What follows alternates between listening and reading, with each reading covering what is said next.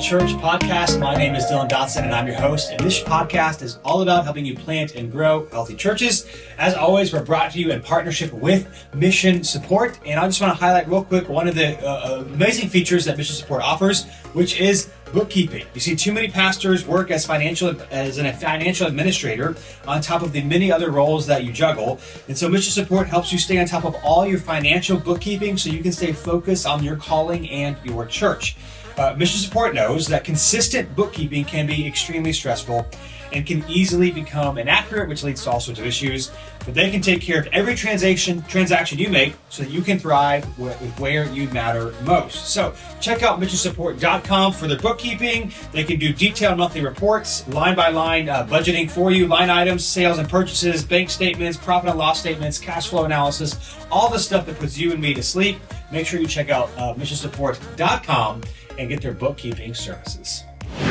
All right, today's show, 7 essential apps that I use for ministry. I was trying to think of an app I think was the most consistent umbrella term. Software, applications, digital resources that I use.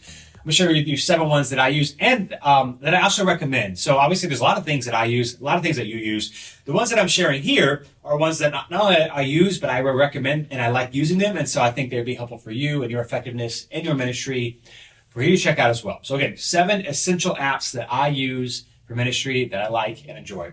Here's the first one. Won't come as a surprise to you. That is Calendly. Now again, there's a lot of calendar options that integrate with your calendar that you can get people to set meetings with you. I like Calendly.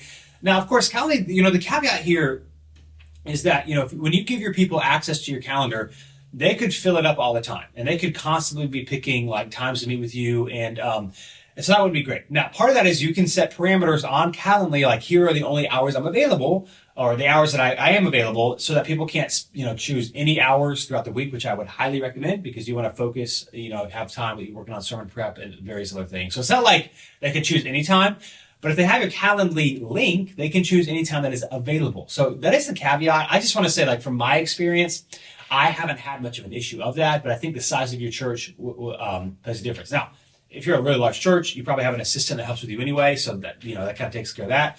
But if you're like small to medium size, I found Calendly to be really helpful. A couple of tips on Calendly. So again, it links with your calendar. So maybe your calendar technically is open, let's say this Thursday from 9 to 4. But you can set it to say, hey, on Thursdays, I'm only able to meet from 12 to 4. So regardless of whatever is going on in the morning, that's not an option. And of course, if something else gets filled up in the afternoon, it takes that option away. So it's super easy. It takes away all the emails and back and forth and meeting with people. Like, here's my calendar. Another reason I like Calendly is that you can also give specific areas to meet. Now, this is the premium version, which costs like $12 a month. So you should use it. But the premium version, you can offer different places to meet. So again, like I've shared before, I think I've got like 6 or 7 places on my Calendly. I think 6. It's like 6. It's 3 coffee shops within like a 10-minute drive from New City, 2 lunch places that are within a 10-minute drive from New City. And then one is just like to be determined, which means if they click that, I'll follow up and like we'll pick a different place. But man, over 90% of the people that pick a time on my Calendly also then don't pick the to be determined option. They pick one of the designated places. So it takes all the back and forth away, and it's guaranteed to be a spot that I don't have to drive really far to. So I recommend Calendly. Now, some ways to make it a little bit better. Again, don't give it access to your full calendar. Designate here the hours that I meet with people to take meetings. Now, secondly, is you can limit how many meetings to take per day. So you can say hey, if somebody's taken 1 meeting, then it's full, or I'm unavailable the rest of that day. Or if I do 2 meetings or 3 meetings, I think anything over 3 is probably a lot anyway. Depends on your schedule. So I'll actually take that back. You do whatever works for you. But if you don't want to, if you're worried about having too many meetings back to back and not be able to get to your other things on any particular day, you can set a limit to say, hey, once 1 spot is filled or 2 or 3, whatever your number is, that day, even if I have time in my calendar is no longer available. So I would make sure you set like a limit to how many meetings you can take per day. You also can set an expiration date on your Calendly link. So if you have a Calendly link, if somebody has it, at any point they could go in and like pick a time to meet. If you're finding that it becomes a problem, or maybe there's a particular person or for whatever reason keeps picking meetings, picking times, you can have it expire. So that's an option too. Like in order for them to pick a date on their calendar, they would need you to resend your calendar again. So those are some like safeguards. If it's becoming an issue for you, you can limit how many meetings per day. You can also make the link expire so that they can't keep using it, like every single week to pick a new time. So I just want to give that caveat. But I'll just say, highly recommend it. Highly recommend it. It saves so much time. You just send someone your link, especially if you add like, here are the places that I meet. So they pick a time and I got to pick a place to meet. It just takes all back and forth. I mean, literally like 10 emails becomes one, and it's super easy, super time effective. You know exactly where you're going to go. So I would highly recommend Calendly because it's helpful. It's effective. It takes away a bunch of needless back and forth conversations. And, it can be hard if someone wants to meet or you offer to meet with someone and it's like you feel bad, like making them come to you. You try to pick a midway point, but if you meet with multiple people or they live further away, it can be hard. And so it just takes away some of the awkwardness that you might feel. Remember, when someone sets a meeting with their doctor or whatever appointments they have during the day, they go to that place. So like it's okay to say, hey, I can't drive everywhere, especially if you're meeting with multiple people, because that can take a lot of time. So Calendly, again, there's a lot of stuff you can do for free. I recommend the premium version because it's like $12 a month, not very much. And that just the physical meeting option of like where we're actually going to meet, I find to be really, really helpful. So everyone, Calendly, probably not a surprise if you listen often, but highly recommend it. Number 2, this one also is probably of the other ones, something I talk about often, but I used Todoist. That is Todoist, all one word, Todoist. This is my task manager. I don't know that it's the best or whatever, but I've used many over the years, and this is the one that I've stuck with for like the last 3 years, and I like it the most. It's the most organized. It's the most like for repeated tasks. I like how it organizes them. So if I do something like every Monday, it just goes away to the next Monday. Other task lists I've used in the past, like the task still stays there, but it just like changes the date on the bottom. So it kind of looks like, have I done it? Have I not? I also like their hotkey function. So if you're on your computer, I don't know what it is for Windows. It's probably Control-Shift-A. On a Mac, it's Command-Shift-A. So like if I'm doing something and something pops into my mind, like as I'm doing it, I can just hit Command-Shift-A. I don't have to open anything, and a little pop-up comes up, and I can say, hey, email John tomorrow or whatever today, and I can do it. Also, the due dates feature is what I recommend. I have mine set up on my computer for a 7-day rolling calendar. So it's not just like random, here's all my tasks, I just get to them whenever. I always put due dates on my tasks so I know which day I'm supposed to do it. So when you say like, check on John tomorrow or call John tomorrow, it will like tomorrow on your task list do it. So you can say tomorrow, you can say next Wednesday, you can say Monday, Thursday, whatever. You also can do the date. Like you can say on December 2nd, XYZ, or on January 3rd, follow up.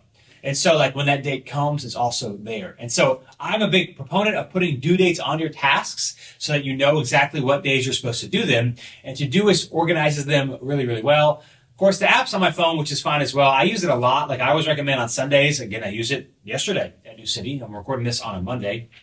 I was talking to somebody whose wife is having brain surgery, essentially, having a tumor removed from her brain on someday this week. I can't remember the day exactly off the top of my head, but I put on my calendar on the day that it's happening. Hey, follow up with this person, pray for them, let them know you're praying. And so I always do that, like right then. That way, like I don't forget things. And so I always tell people if I'm pulling up my phone, I'll say, hey, I'm just putting this as a reminder. And again, you can put the due dates, make it so easy. So it's like on, May 14th, follow up with John about the surgery, something like that. And it makes it super easy, and you do it the exact day you need it. So there's lots of them out there. If you have one that works for you, great. I would recommend one. I would recommend one that's digital, just because you can access it anywhere at any time, phone, computer, wherever you are. But I'm a big fan of Todoist, and do lots of great stuff on there. I've got other episodes where I've talked about it as well. But it's my favorite task manager. I really like, again, how it organizes due dates and how it organizes repeated events. And also the pop-up option on the computer that if I'm writing a sermon, for example, on a Wednesday when I'm typically doing my sermon prep, and I remember I have to call somebody or do something, all I have to do is Command-Shift-A on a Mac, this little window pops up, type it in, go back to what I'm doing. I don't have to like stop, open a browser, open up an app, whatever. It's just like it's right there. So Todoist is the one I highly recommend. Number 3 is Logos. So I use Logos, and I've talked about this a little bit before, for sermon prep. Now, the way I use Logos, I'm pretty sure you could do all of this on the free version for the most part. I don't use it to its full capability, and I have like a really old version. I bought it like 10, 12 years ago, like one of the lower models. So I don't have all the bells and whistles, but I do have some. And so sometimes I'll use, like they do like the word studies or historical things. I'll use it a little bit, but primarily what I use it for, like 95% of the time, is it can be organized on the free version. So I use Logos for my sermon prep. And basically how it works for me is here's my sermon prep, my setup. I use 2 monitors all the time. I use a study Bible, and I use Logos. And that's basically pretty much it. I like to use Logos. I'm probably using it for 5-ish years now. I buy all my commentaries through Logos. Yes, I prefer physical books. But when you buy them through Logos, you can access them anywhere. So you can do sermon prep, like if you find yourself somewhere else than normal, like you have all your stuff with you. What I do, like right now, we're preaching through the book of Acts. And so this might be a little hard to track with, but I'll kind of explain how I do it. On Logos, I set up not an outline. I don't know what they call it. I forget. But I set up like not a database. I don't know. I set up each book that I preach through, I set up like this default, study. I call it like Acts study. And on the Logos screen on one of my monitors, I cut it in half. So on the right side of the Logos screen, I have my commentaries. I always buy 2 commentaries. That's what I do. You can do whatever you want. I found when you buy more than that, it takes a lot of time. They eventually say mostly relatively the same things and get very muddled. So for me, I buy 2 commentaries. I have it on the right side. On the left side of my logo screen, I cut that in half as well. So on the right side, my commentaries. On the left side, on the top left, I have like 7 different Bible translations. And I lock it. On Logos, you can lock it to the commentary. So as I'm scrolling down through the Bible verses, the commentary is following along with the verse that's showing on the screen. Or vice versa, if I'm scrolling down through my commentary, the Bible will track with it. So on the right-hand side, again, I have the commentaries. On the top left, I have like 7 Bible translations. And on the bottom left, I have just the CSB, which is a translation we use at New City, and I don't lock it. So again, it's a little Logos jargon. I don't lock it. That way I can like scroll, and it doesn't change my place on the commentary.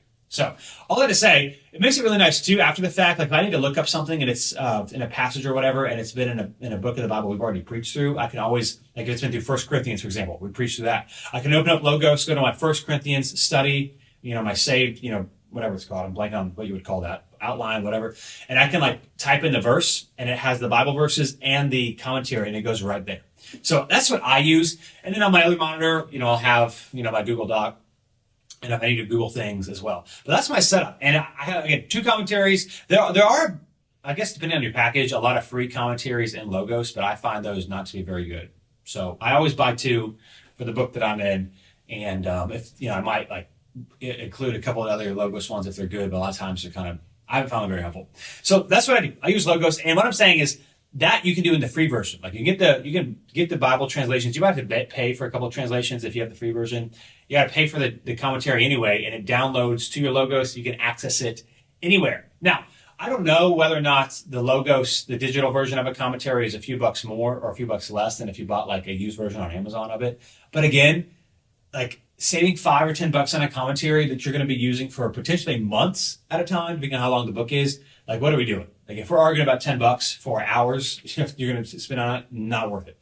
And so I always buy the digital version just because I can look it up anywhere I go. I can even use it on my iPad, which I don't really, but sometimes like, Brian or someone else at New City might be preaching, and I'll give them my iPad that has Logos on it, that has my commentaries. I'm like, hey, you can use this as you're doing your study. So I'm a big fan of that. I'll just say, make it digital. I can do it anywhere, but my 2 monitor setup, I do everything through Logos. The commentaries are linked to the Bible verses or to the Bible passages. And it makes it super simple, super accessible, and it saves the layout. That's what I'm looking at. Layout. Couldn't find the word. Layout.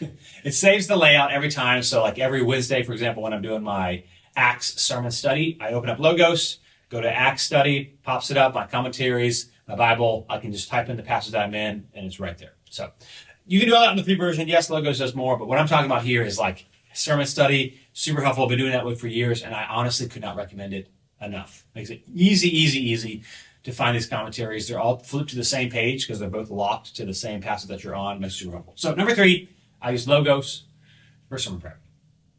Number 4, Google Drive is what we use to store everything. Now there's Dropbox, there's lots of different things. Whatever you use, I mean, I would recommend using one, like using Dropbox for this and Google Drive for this and like OneDrive or whatever. Like that's really confusing. We use Google Drive for everything at New City.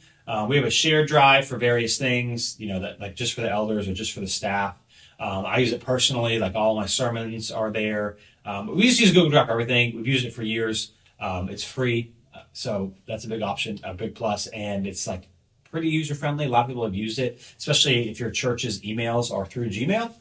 I would recommend it. Again, you might use Outlook or something like that, so maybe it's not as compatible, but still, I always think it's pretty universal, and it's really searchable. Like all my sermons are on Google Docs, like in a message outline folder, so I can like go into a specific series or just the sermons in general, like type in like, hey, when did I use this story? So like type in some of the stories or some of the illustration, or have I used this passage or verse anywhere before? Like, what did I think about it before?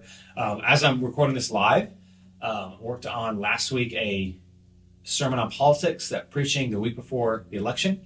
And I preached on politics explicitly twice before. So it was really simple, not simple. It was simple to see, okay, how did I tackle this before? What did I say? I didn't like reuse everything, but I did like take some of what I said for this sermon. The time is always different, and kind of the emphasis is always a little bit different, but it's really helpful. So we use Google Drive. Our budget is in Google Drive. All of our church documents are on Google Drive. So I recommend it. Docs, Excel spreadsheets. I think that's probably the primary one that everyone does anyway. My biggest recommendation is just to use one. Like, don't use multiple different cloud-based services because that gets really confusing. But we use Google Drive.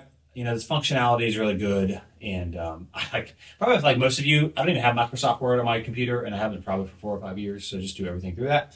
But Google Drive is what we use. I'd recommend. We've had no issues with it.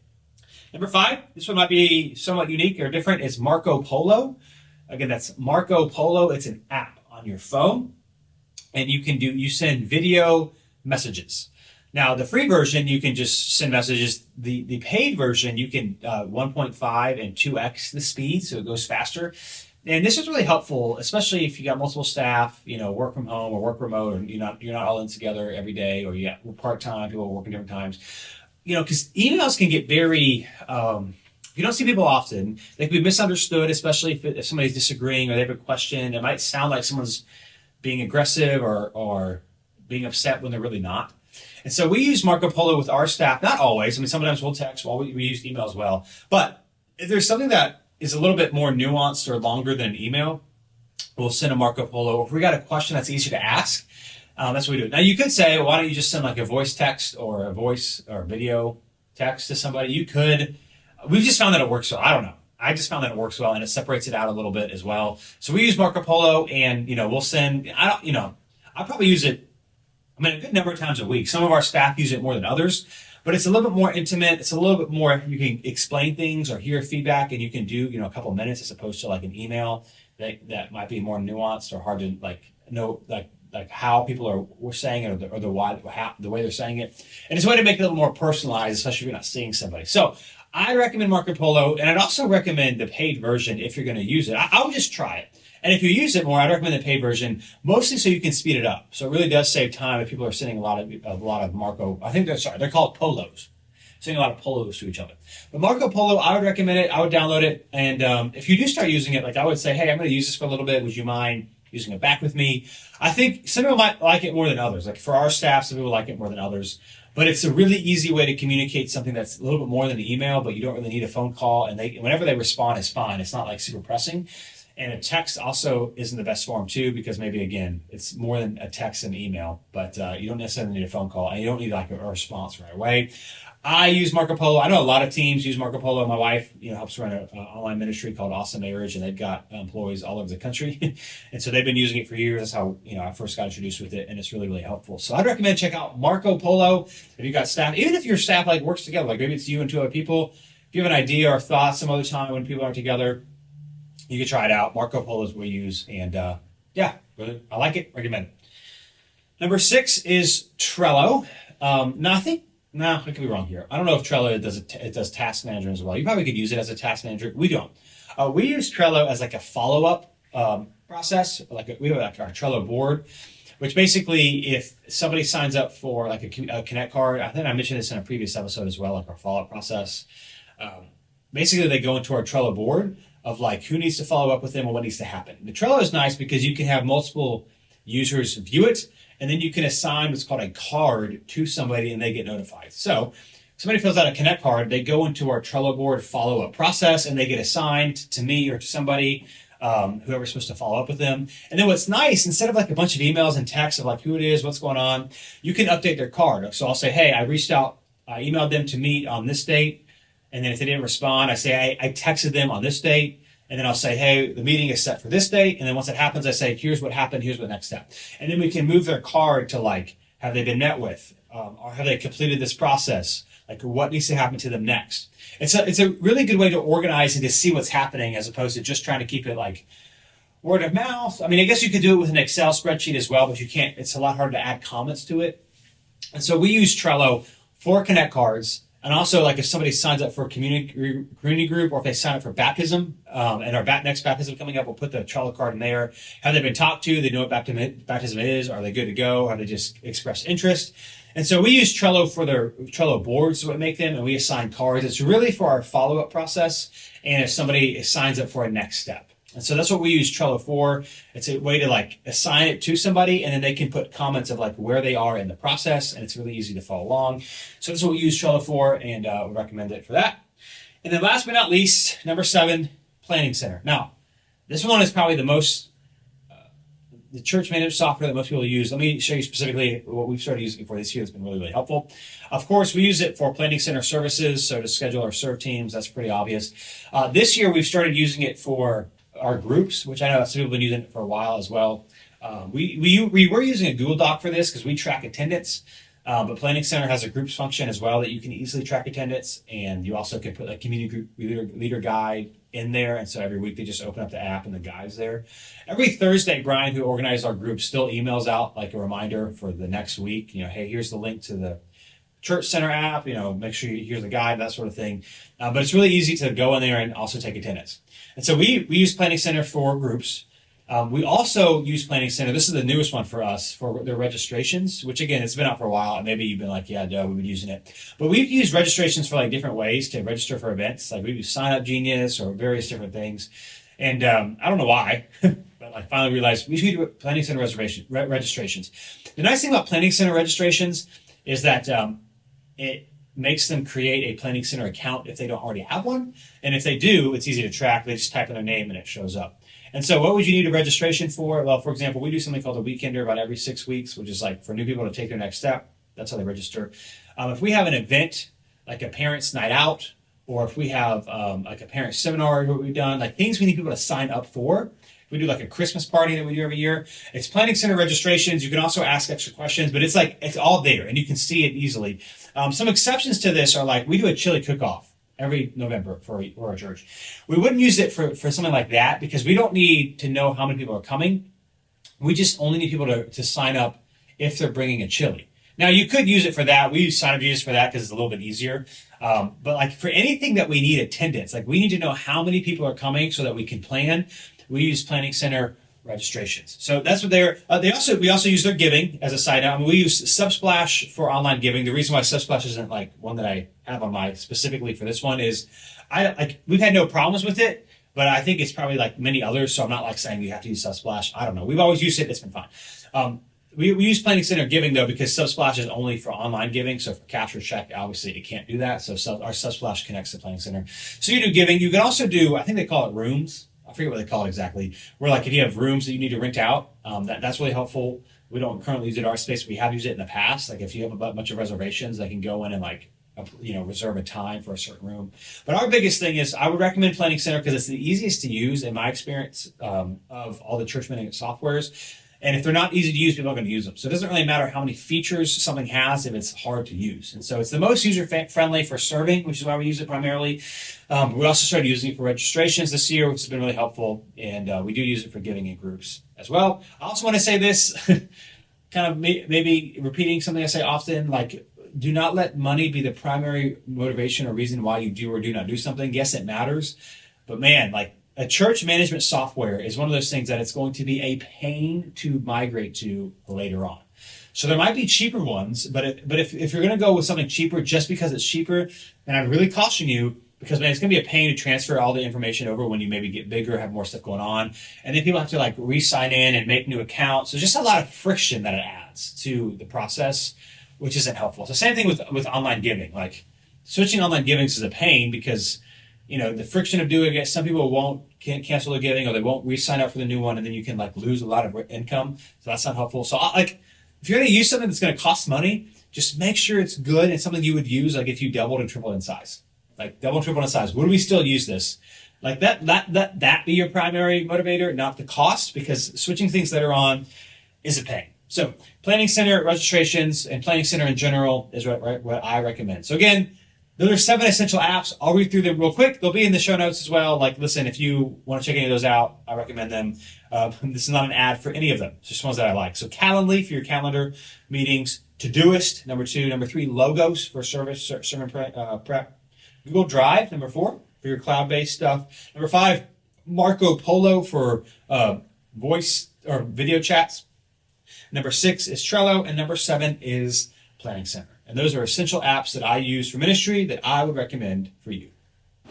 So here is my ministry observation for this episode, and that is that Christmas and December do not have to be busy and stressful.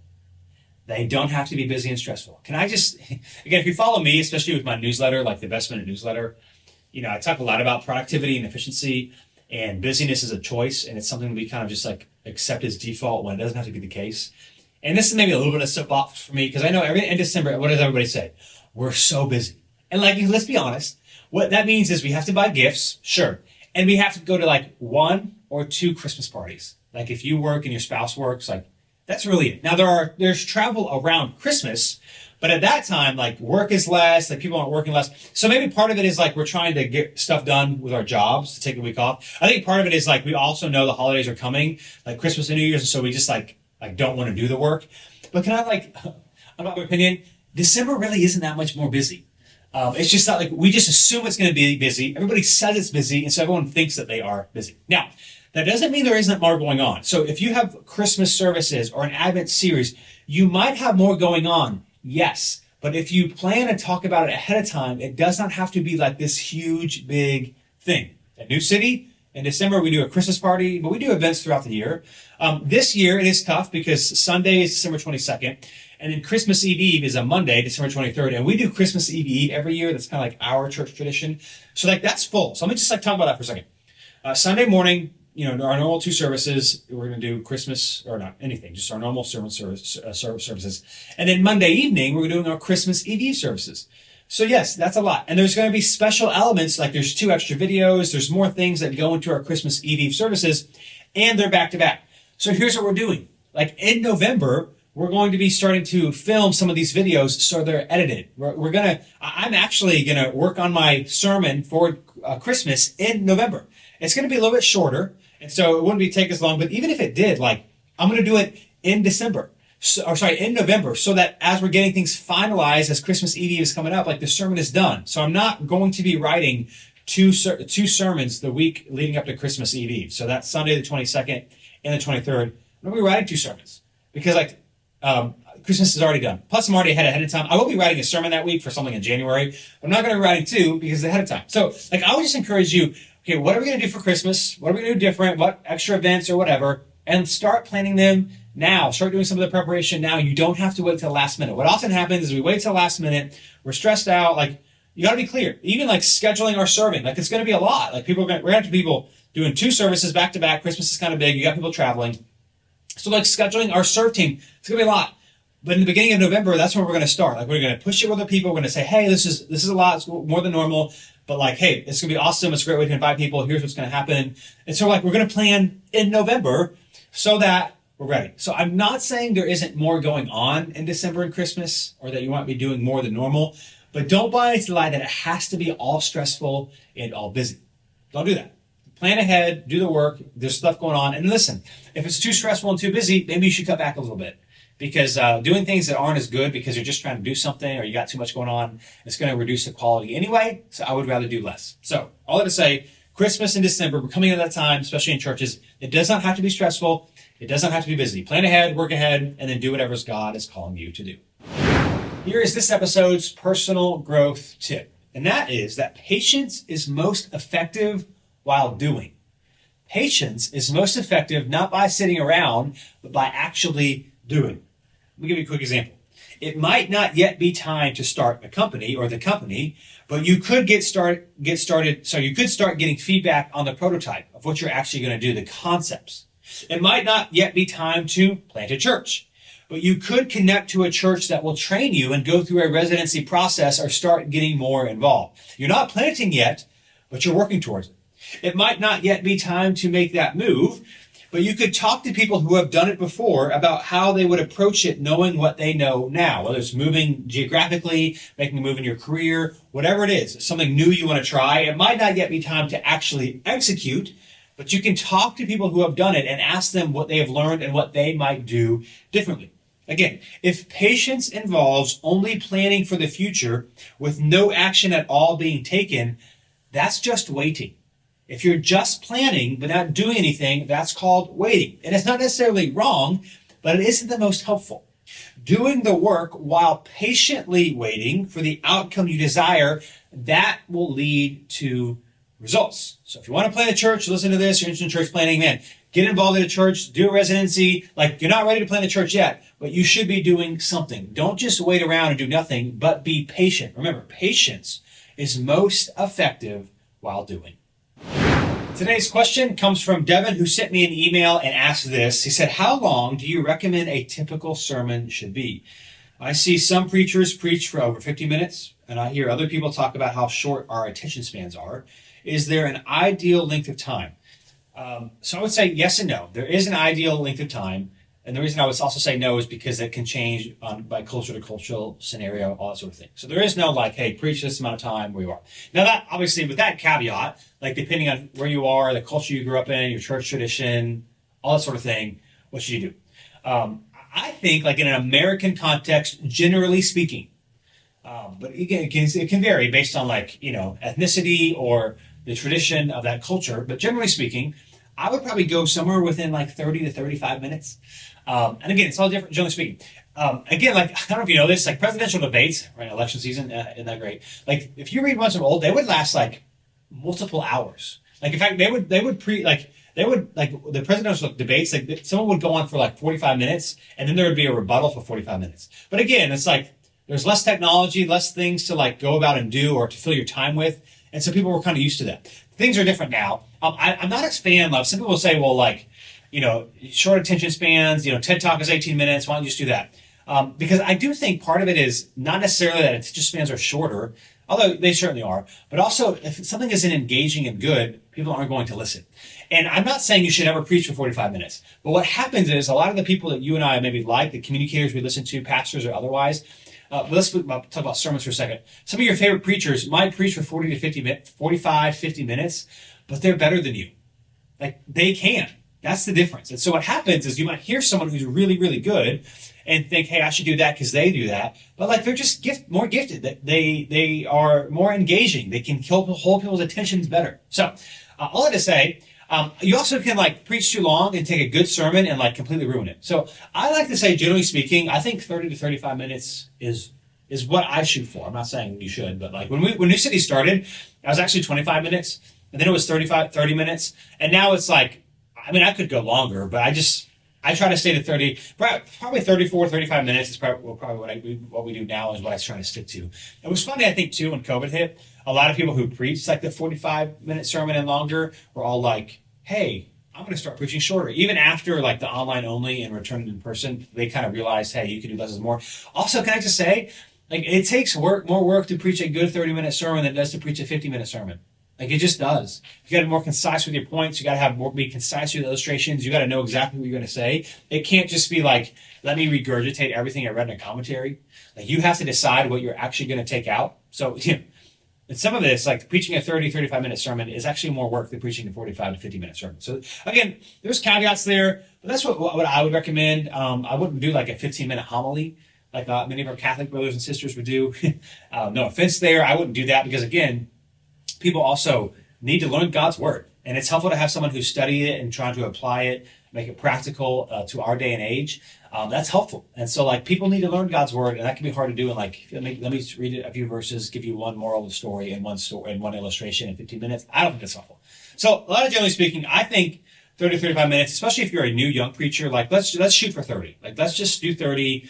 And if you want to do more in a couple of years, that's fine. But let's do 30 minutes in the beginning and kind of hone that skill. That's, generally speaking, my recommendation. I think 30 to 35 minutes is a good time to shoot for. Well, again, thank you so much for joining me today on the Practical Church podcast. If you want more from the Practical Church show, you can go to missionsupport.com/practical. You can also join the Practical Church Facebook group. Thousands of pastors and ministry leaders in there. Get your questions answered. And of course, if you want to know more from Mission Support, missionsupport.com, which is who we're a partner with to put on this podcast, I'm going to tell you about one of their other services really quick, and that is their payroll service. Mission Support can take care of getting your employees paid on time and all the other daunting tasks of keeping your payroll in order. They record and organize all your payroll needs and ensure that your taxes are also accurate, which is important.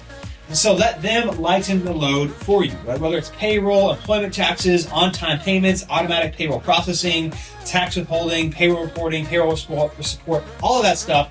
Talk to a guy today at missionsupport.com and go from feeling scattered to enjoy being on mission again. And I'll be back with you in 2 weeks for another episode of the Practical Church Podcast.